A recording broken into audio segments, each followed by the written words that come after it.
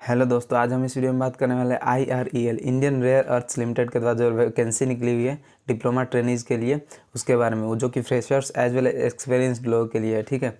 और इसमें उसके बारे में जो डेट है, स्टार्टिंग डेट और लास्ट डेट, पेमेंट कितना होगा, एज रिलैक्सेशन क्या होगा, एप्लीकेशन फ़ी क्या लगेगा और क्या क्वालिफिकेशंस होने चाहिए, इस वीडियो में सारी चीज़ों के बारे में बात करेंगे हम लोग डिटेल्ड तरीके से। फ्रेशर्स के लिए क्या क्या रिक्वायरमेंट्स है और एक्सपीरियंस के लिए क्या क्या रिक्वायरमेंट्स है।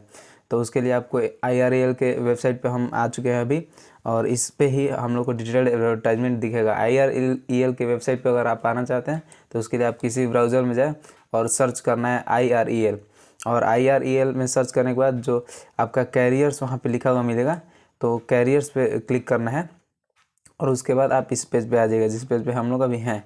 ठीक है। और इसमें देखिए यहाँ पे लिखा है एडवर्टाइजमेंट नंबर CO डॉट मतलब /HRM/20/2023। तो ये देखिए यहाँ पर एक्सपीरियंस पर्सनस के लिए लिखा हुआ है, post for experience persons S1 S2 grade के लिए। ठीक है। और यहाँ पे नीचे देखिए post for freshers S0 grade है। ठीक है। तो हम लोग पहले फ्रेशर्स के लिए देख लेते हैं। यहाँ पे देखिए इस पर क्लिक कीजिएगा नीचे इस पे, तो यहाँ पे click here to apply online आ जाएगा और डिटेल्ड एडवर्टाइजमेंट उससे नीचे आ जाएगा। और यहाँ पे भी अगर एक्सपीरियंस के लिए इस पर क्लिक कीजिएगा तो यहाँ पे भी क्लिक हेयर टू अप्लाई है और फिर नीचे डिटेल्ड एडवर्टाइजमेंट है। तो सबसे पहले हम लोग फ्रेशर्स वाले एडवर्टाइजमेंट को देखते हैं। इस पर क्लिक करते हैं तो हम लोग यहाँ पे आ जाएंगे।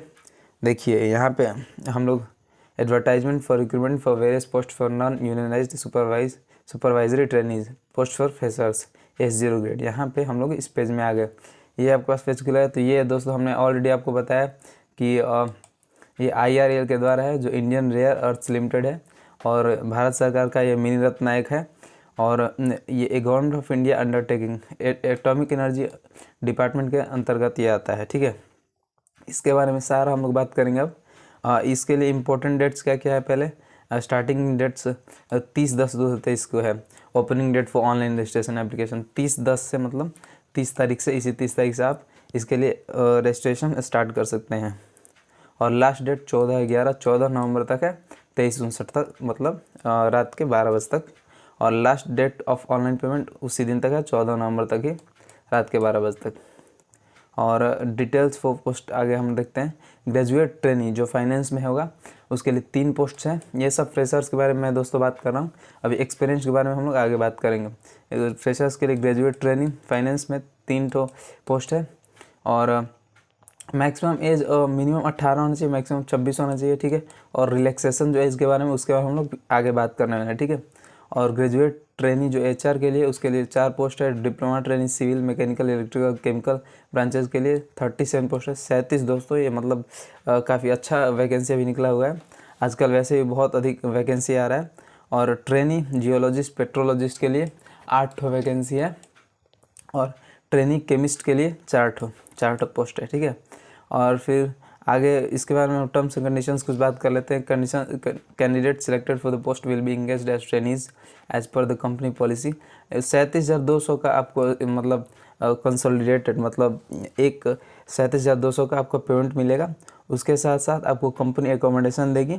अगर वो नहीं कंपनी दे पाएगी तो वो आपको मतलब पैसा देगी, जैसे HRA वगैरह और मेडिकल फैसिलिटी फॉर सेल्फ, जो आपके लिए मेडिकल फैसिलिटी वगैरह देगी। और जब ट्रेनिंग कंप्लीट हो जाएगा, मतलब 1 ईयर तक रहेगा, फिर जब तक 1 ईयर तक इन सारी चीज़ें मिलेंगी, और जब कंप्लीट हो जाएगा आपका ट्रेनिंग तब आपको S1 ग्रेड के लिए जूनियर सुपरवाइज़र के लिए आपको नियुक्त कर लिया जाएगा। उसके बाद आपका चेंज हो जाएगा सारी चीज़ें, जैसे यहाँ पे देखिए लिखी हुई हैं। बेसिक पे मिलेगा, उसके लिए इंडस्ट्रियल डियरनेस अलाउंस DA जिसको बोलते हैं, तो वो मिलेगा। HRA मिलेगा या फिर कंपनी एकोमोडेशन देगी, जो दोनों में जो कंपनी के पास अवेलेबल होगा वो देगी। और फिर अलाउंसेस और कुछ मिलेंगे। एनुअल इंक्रीमेंट, हर एक साल पेमेंट में इंक्रीमेंट होगा। ठीक है। और benefits such as leave encashment, जो आप अगर पेड जो छुट्टी होता है उसको आप नहीं लेंगे तो उसके जब पैसा आपको मिल जाएगा। मेडिकल फैसिलिटी अगर आप मतलब वो सारी चीज़ें आपको मिलेंगी, आप पे जो डिपेंडेंट है आपके फैमिली मेम्बर्स उनको भी और आपको भी। ठीक है। और लोन्स और एडवांसेस और PF ग्रेट्युटी परफॉर्मेंस रिलेटेड पे यूनिफॉर्म्स वगैरह ये सारी चीज़ें आपको दी जाएंगी। आगे देखते हैं रिजर्वेशन के बारे में। तो इसमें अनरिजर्व्ड का 22 सीट्स हैं, पोस्ट है। और EWS का 6, OBC NCL का 15, SC का 9, ST का 4 एंड PWBD का 2 ठो जो है पोस्ट है। और यहाँ पे आगे हम लोग को दिखाया गया है सूटेबिलिटी फॉर पोस्ट, मतलब PWD के लिए जो सूटेबल कौन कौन सा पोस्ट है उसके बारे में बताया गया, तो ये देख लेंगे जिनको ज़रूरत हो, ठीक है। और ग्रेजुएट ट्रेनी फाइनेंस में उनका क्वालिफिकेशन चाहिए graduate in commerce from recognised Indian university. Commerce में ग्रेजुएशन होना चाहिए। फाइनेंस में जो ग्रेजुएट ट्रेनिंग के लिए पोस्ट है उसके लिए ग्रेजुएट ट्रेनिंग HR के लिए किसी भी यूनिवर्सिटी से किसी भी डिसिप्लिन से, मतलब जो इंडिया से रिकॉग्नाइज यूनिवर्सिटी है उसमें किसी भी डिसिप्लिन मतलब कोई भी सब्जेक्ट से आप ग्रेजुएट होना चाहिए, ठीक है। और फिर diploma training civil mechanical electrical या फिर केमिकल के लिए 3 years diploma in civil mechanical electrical chemical, इसमें किसी में भी मतलब 3 साल का आपको डिप्लोमा आना चाहिए, जो मतलब सिविल के लिए सिविल में और फिर मैकेनिकल ऐसे करके। और इसमें एक्सपीरियंस तो ऑलरेडी मैंने बता दिया, फ्रेशर्स के लिए तो नॉट रिक्वायर्ड होगा, तो नॉट रिक्वायर्ड है। जियोलॉजिस्ट पेट्रोलॉजिस्ट के लिए graduation in geology, applied geology with geology और केमिस्ट्री एज मेजर सब्जेक्ट। तो इसमें जियोलॉजी और या फिर केमिस्ट्री आपको मेजर सब्जेक्ट होना चाहिए जियोलॉजिस्ट पेट्रोलॉजिस्ट के पोस्ट के लिए, या फिर जियोलॉजी में आपका ग्रेजुएशन होना चाहिए। केमिस्ट जो है से 3 ईयर डिप्लोमा इन इंजीनियरिंग और graduate in science with chemistry as major subject, या तो आप ग्रेजुएट होना चाहिए केमिस्ट्री जो साइंस से आप पढ़ें और फिर केमिस्ट्री उसमें मेजर सब्जेक्ट होना चाहिए, या फिर 3 year diploma in engineering chemist के लिए, ठीक है। और all the above qualifying qualification should be first class, मतलब 60% मार्क्स होना चाहिए, ठीक है। जितनी भी ऊपर हमने बातें की क्वालिफिकेशन उसमें सब में 60% होना चाहिए। और इसमें OBC अनरिजर्व्ड वगैरह के लिए 60% है और फिर SC ST के लिए 50%। एज रिलैक्सेशन की बात करते हैं तो अनरिजर्व्ड के लिए कोई रिलैक्सेशन नहीं है। OBC NCL के 3 ईयर का, SC ST के 5 ईयर का। कोई PWBD है और फिर अनरिजर्व्ड भी है, EWS है, तो उनके लिए मतलब 10 साल, और OBC NCL है और PWD है तो 13 साल, और फिर PWBD है तो SC ST है तो 15 साल। तो सारा मतलब ऐड हो जा रहा है, जैसे 3 ईयर आपको OBC NCL के रिलैक्सेशन था और PWD के लिए 10 साल, तो ऐड हो के ओवरऑल SC ST और कोई PWD है तो उसको 15 साल हो जाएगा। आगे हम लोग देखते हैं कि सर्विसमैन वगैरह के लिए यहाँ पे लिखा हुआ है, आप देख लें यहाँ पे एक बार, जो भी सर्विसमैन हैं ऑलरेडी रह चुके हैं तो देख लें यहाँ पे एक बार। और the mode of selection for the written test होगा फर्स्ट, ठीक है, फर्स्ट लेवल का रिटन टेस्ट होगा जिसको फर्स्ट लेवल टेस्ट बोला जा रहा है यहाँ पे। और फिर सेकंड स्किल टेस्ट होगा, ट्रेड टेस्ट या फिर कंप्यूटर प्रोफिशिएंसी, जिस भी प्रकार का आपका स्किल टेस्ट किया जाए वहाँ पे वो सेकेंड लेवल का होगा। ये दोस्तों क्वालिफाइंग होगा, ठीक है। सेकेंड वाला जो फर्स्ट वाला रिटन होगा यही आपका इसका ही नंबर जोड़ा जाएगा फाइनल बनाने के लिए, फाइनल जो लिस्ट बनाने के लिए। तो रिटन टेस्ट कंप्यूटर बेस्ड होगा, ऑब्जेक्टिव होगा और मल्टीपल चॉइस क्वेश्चन होंगे उसमें, ये चीज़ ध्यान रखना है। और निगेटिव मार्किंग भी नहीं होगा, और 2 लैंग्वेज में, bilanguage, both Hindi and English, Hindi और इंग्लिश दोनों में होगा। तो आप जिस भी लैंग्वेज में सूटेबल हो वो कर सकते हैं। लेकिन हाँ, अगर कोई दिक्कत आता है, टाइपोग्राफिकल एरर जिसको बोलते हैं, जैसे टाइपिंग वगैरह में कोई क्वेश्चन में एरर होता है तो इंग्लिश को मान्य रखा जाता है, ये आप सबको पता ही होगा हर एक एग्जाम में। तो दोनों लैंग्वेज में होगा लेकिन इंग्लिश किसी गलती में मान्य होगा। और written test first level will hold for duration, 2 घंटे का रिटन टेस्ट होगा एक सीटिंग में। उसमें पेपर 1 और पेपर 2 होंगे। Paper 1 will consist of 100 objective questions, type questions on professional knowledge, जो भी आपका ब्रांच है, जो भी आपका डिसिप्लिन बोला जाता है ब्रांच को, तो जो भी प्रोफेशनल नॉलेज, जैसे मैकेनिकल कहें तो आप मैकेनिकल से पूछा जाएगा तो 100 ऑब्जेक्टिव होगा ऐसा करके प्रोफेशनल नॉलेज रिलेटेड। और paper 2 will consist of 50 objective type questions on general knowledge, awareness, reasoning, numerical ability, मतलब जो एक सिंपल एग्ज़ाम होता है जनरल का वैसा होगा, जिसमें general knowledge, awareness, reasoning, numerical ability, general English, इसका 50 ऑब्जेक्टिव होगा। 2 घंटे में 2 पेपर होगा। फर्स्ट में 100 ऑब्जेक्टिव होगा जो कि आपका प्रोफेशनल नॉलेज होगा, जो आपका कोर ब्रांच होगा उससे पूछा जाएगा। और 50 objective general awareness, reasoning, numerical ability और इंग्लिश वगैरह से मिला के पूछा जाएगा, ठीक है। मल्टीपल चॉइस आंसर होगा, ये तो आपको मैंने ऑलरेडी बता दिया। क्वेश्चन 1 मार्क का होगा, हर एक क्वेश्चन 1 मार्क का होगा, और निगेटिव मार्किंग नहीं होगा, ठीक है। तो ये ध्यान रखना दोस्तों कि निगेटिव मार्किंग नहीं है तो आराम से आप बना सकते हैं। और मिनिमम मार्क्स रिक्वायर्ड यहाँ पे लिखा हुआ है, OBC NCL और EWS और जनरल के लिए 40% इन ईच पेपर, ठीक है। बोथ पेपर मतलब जो दोनों पेपर होगा, पेपर 1 पेपर 2, फर्स्ट टेस्ट में, फर्स्ट लेवल टेस्ट में उसमें 40% होना चाहिए। और SC ST PWD के लिए 35%, क्वालिफाई करने के लिए, ठीक है। और सेकंड जो टेस्ट होगा वो सिर्फ क्वालिफाइंग होगा, वो क्वालिफाई ही करना होगा केवल, उसमें उसका नंबर ऐड नहीं होगा जो फाइनल सिलेक्शन का बनेगा। और second level test would be qualifying, देखिए यहाँ पे लिखा हुआ है, यही मैंने आपको बताया अभी। Final selection of those who qualify the second level test, तो based on marks obtained in the written test, तो जो आपका रिजल्ट बनेगा वो फर्स्ट जो आपने एग्ज़ाम दिया वो फर्स्ट लेवल टेस्ट, जो कि ऑब्जेक्टिव कंप्यूटर बेस्ड मैंने बोला, रिटन टेस्ट भी उसको बोलते हैं, तो उसी के बेस पे होगा। देखिए यहाँ पे रिटन टेस्ट लिखा हुआ है, रिटन टेस्ट जो होगा उसी के बेस्ड पे होगा, रिजल्ट आपका निकलेगा। रिटन टेस्ट सेंटर जो होगा जो आपका मुंबई में होगा, नागपुर में होगा, त्रिवेंद्रम होगा, कोच्चि और भुवनेश्वर और नागरकोइल, इन 6 मतलब प्लेसेस पे आपका एग्जामिनेशन सेंटर, इसमें से 2 आपको चूज़ करना होगा। जब आप फॉर्म भर रहे हैं वहाँ पे 2 चूज़ करने के लिए बोला जाएगा, आप अपने प्रेफरेंस से भर सकते हैं, जो भी आपको अच्छा लगे, मतलब जहाँ आपके लिए सूटेबल हो वो आप मतलब वहाँ पे फिल कर सकते हैं।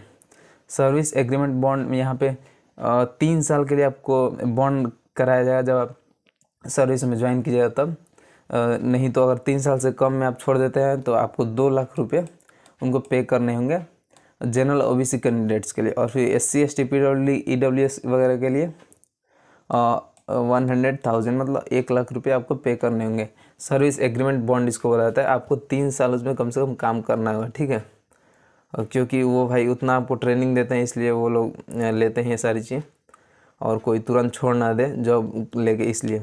Non refundable application fee 500 for मतलब OBC NCL वगैरह के लिए, जनरल के लिए, EWS के लिए।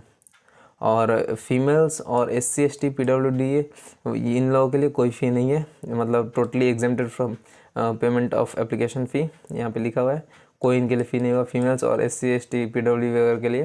लेकिन जो जनरल अनरिजर्व्ड EWS और OBC NCL वगैरह का है तो उनको 500 लगेंगे फ़ी के लिए। और यहाँ पे हाउ टू अप्लाई दिया हुआ तो ये आप पढ़ सकते हैं। वैसे जब फॉर्म आएगा तो हम लोग इसके लिए आपको पूरा एक वीडियो बना देंगे कैसे फिल करना है। और आगे एक्सपीरियंस वाला भी देख लेते हैं दोस्तों। तो इस पेज पे हम लोग आ जाते हैं एक्सपीरियंस वाले पेज पे। इसमें भी सारी चीज़ें सेम है, देखिए डेट वगैरह सारी चीज़ें सेम है, लेकिन बस इसमें डिफरेंस यही है कि देखिए यहाँ पे नेम ऑफ द पोस्ट, तो उसमें कितने पोस्ट है। जूनियर राज्य भाषा अधिकारी 4 पोस्ट है, जूनियर सुपरवाइज़र का भी 4 पोस्ट है, जो कि केमिकल में होगा। एडमिन में के 4 पोस्ट है। मिनिमम मेट माइनिंग मेट इसका भी 8 पोस्ट है। माइनिंग सर्वेयर का 8 पोस्ट है। माइनिंग फोरमैन का 4 पोस्ट है। तो ऐसे सुपरवाइज़र का भी 2 पोस्ट है। इलेक्ट्रिकल में 2 पोस्ट है, सिविल में 2 पोस्ट है और फाइनेंस में 3 पोस्ट है। और उनका पेमेंट भी थोड़ा ज़्यादा होगा, जो एक्सपीरियंस्ड होगा उनका पेमेंट भी ज़्यादा होगा, ऑब्वियस सी बात है ये इसमें। और पोस्ट क्वालिफिकेशन एक्सपीरियंस जो है 3 साल होना चाहिए एक्सपीरियंस आपका, और हर एक का मतलब अलग अलग है। देखिए यहाँ पे 6 साल एक्सपीरियंस लिखा हुआ है, तो जैसे 3 साल एक्सपीरियंस होगा तो आपका एज ऑब्वियसली 30 साल हो जाएगा अपने आप ही, क्योंकि आपने एक्सपीरियंस उतना समय दिया तो उसके लिए यहाँ पे 30 साल हो जाएगा एज। और यहाँ पे 6 साल रहेगा तो यहाँ पे 33 साल आपका एज हो जाएगा मैक्सिमम एज जो है। और मिनिमम तो 18 मैंने बता ही दिया था पिछले ही पेज पे जो फ्रेशर वाला था उसी में। और फिर यहाँ पे क्वालिफिकेशन देख सकते हैं, जैसे जूनियर राजभाषा अधिकारी का बैचलर्स डिग्री इन हिंदी और English medium with Hindi as one of the subjects. यहाँ पे मतलब पूरा क्वालिफिकेशन बताया हुआ है, जो भी देखिए 9 पोस्ट है तो 9 का यहाँ पे क्वालिफिकेशन बताया गया है। जैसे जूनियर सुपरवाइजर केमिकल के लिए diploma in engineering, graduate in science with chemistry as major subject. और फिर वैसे ही यहाँ पे माइनिंग सर्वे के लिए जैसे diploma in mines survey, mining engineering with survey certificate of competency in mining survey from DGMS के द्वारा जो आपका सर्टिफिकेट होना चाहिए माइनिंग इंजीनियरिंग के लिए, माइनिंग इंजीनियरिंग में, ठीक है। तो ये सारी चीज़ें जो ग्रेजुएशन करते हैं तो उनको मिलती हैं। और एक्सपीरियंस यहाँ पे 3 साल फॉर बैचलर्स डिग्री और 1 साल जो जिन्होंने मास्टर्स किया हुआ है, ठीक है। तो जो बैचलर किए उनके लिए 3 साल इसमें जूनियर राजभाषा अधिकारी में, और 1 साल जो कि जिन्होंने मास्टर्स किया हुआ है। और जूनियर एडवाइज़र मतलब सुपरवाइज़र के लिए केमिकल एडमिन या फिर माइनिंग मेट, इन सब के लिए मतलब 3 साल का पोस्ट क्वालिफिकेशन एक्सपीरियंस। जो क्वालिफिकेशन आपका है जैसे ग्रेजुएशन है तो उसके पास 3 साल का उसके बाद एक्सपीरियंस एटलीस्ट होना चाहिए आपके पास। Mining foreman supervisor, electrical supervisor civil के लिए यहाँ पे आपको इलेक्ट्रिकल सिविल में सुपरवाइज़र के लिए minimum 6 years of after post qualification, जो आपका ग्रेजुएशन या फिर जो भी आपका क्वालिफिकेशन हो उसके बाद 6 साल का आपके पास एक्सपीरियंस रहना चाहिए। वैसे ही सुपरवाइज़र फाइनेंस में 6 साल का आपको एक्सपीरियंस होना चाहिए minimum, as well as processing payments and maintenance of accounts of an organisation, ये सारी चीज़ में आपका एक्सपीरियंस रहना चाहिए। और फिर कंप्यूटर के जो कुछ सॉफ्टवेयर्स हैं जो कि फाइनेंस और अकाउंटिंग से रिलेटेड होते हैं उसके बारे में आपको थोड़ा नॉलेज होना चाहिए। तो और बाकी सारी चीज़ें सेम है, जो क्वेश्चन पेपर होगा, पैटर्न होगा और एग्जामिनेशन सेंटर होगा, सारी चीज़ें सेम है, इसमें कोई डिफरेंस नहीं है। और इसमें एप्लीकेशन फ़ी भी सेम ही है सबके लिए, एक्सपीरियंस्ड के लिए भी और फ्रेशर के लिए भी। बस यही मैं आपको इसमें थोड़ा बताना चाहता था कि क्वालिफिकेशन यहाँ पे देख लीजिएगा आप एक बार, और मैंने कुछ बता भी दिया, लगभग ठीक ठाक बता ही दिया सब। और जो अगर देखना चाहते हैं स्पेसिफिकली तो आप इसे लोड कर सकते हैं IREL के वेबसाइट पे जाके, मैंने स्टार्टिंग में ही बता दिया। वहाँ पे आपको एडवर्टाइजमेंट पे क्लिक करना हो तो वहाँ पे डाउनलोड एडवर्टाइजमेंट लिखा हुआ है, click here to view advertisement, उस पर क्लिक करके आप इसे लोड कर सकते हैं। और यहाँ पे पेमेंट वगैरह भी बताया हुआ है और कितना एक्सपीरियंस चाहिए, कौन कौन सा पोस्ट है, कितना पोस्ट है, ये सारी चीज़ें। तो तब तक के लिए थैंक यू दोस्तों। और भी अगर आपको कोई प्रॉब्लम हो तो कमेंट में हमें ज़रूर पूछें, उस पर हम आपको डिटेल्ड वीडियो ज़रूर बनाएंगे और हमें लगेगा कि उस पर अच्छे से वीडियो बनाना है। तो थैंक यू दोस्तों, तब तक के लिए keep watching our channel, subscribe our channel, thank you.